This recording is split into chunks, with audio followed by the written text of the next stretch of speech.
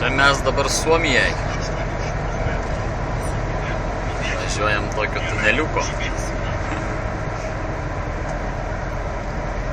Mūsų navigacija pametė šiek tiek signalus. Bet kadangi Nerūtės toks geras vairuotojas, jisai žino viską čia. Mintinai, nusiščipsauk, sakyk, ha, ha, ha. Nebuvis, tikar. Buvis, kad Nečikuidė. atsigavo mūsų navigacija ir pasakė, mes turim to daryti posūkėlį, o kameros fotografų maišosi mums čia nais visur. Vienoj pusėj pavasaris, kitoj pusėj žiema čia pas mus. Štai kaip mes šitais